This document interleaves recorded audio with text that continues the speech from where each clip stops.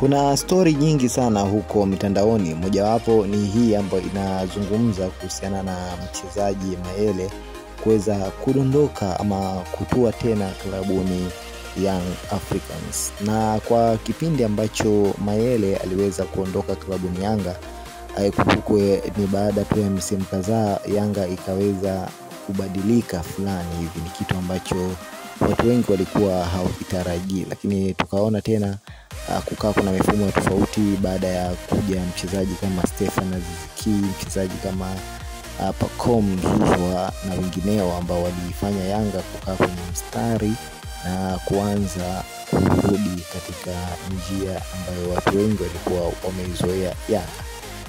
Enzi Yanga imekuwa ni timu ambayo inafanya vyema, inatoa vipaji na kukuza vipaji vingi. Isitoshe kwa kipindi hiki ambacho timu ya Yanga imeendelea kusajili vijana kutoka kwenye mataifa mbalimbali, ambapo wanatarajia kuona pia makubwa na vipaji hivyo kuweza kukua na viwango kubadilika na kila mmoja kuweza kuboresha ile performance yake.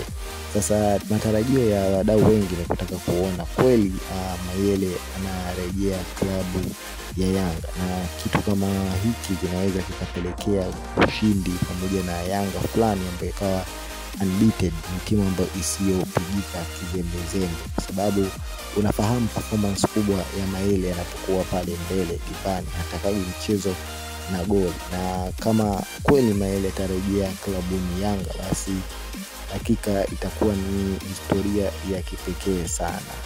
Yeye mwenyewe Mayele moja kwa moja anazungumza kwamba anaipenda klabu ya Yanga, na pengine siku moja kama atapata wasaa na nafasi atarudi kuja kuirudisha heshima na kuipambania klabu yake ya Yanga, kwa sababu hawezi kuacha mbachao kwa msala upitao. Kwa kwamba Yanga ndio timu ambayo imeweza kukuza kipaji cha Mayele na kuweza kumtangaza kimataifa zaidi kwa ukubwa ambao Mayele amekuwa nao sasa hivi.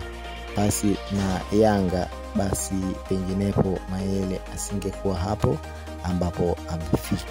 Sasa maneno yamekuwa ni mengi sana, komenti zimekuwa ni nyingi sana kwenye mitandao ya kijamii. Wewe kama shabiki wa Yanga unazungumza nini katika hili, ama ushauri wako ni upi katika hili? Usisahau kutoa comment na kusubscribe.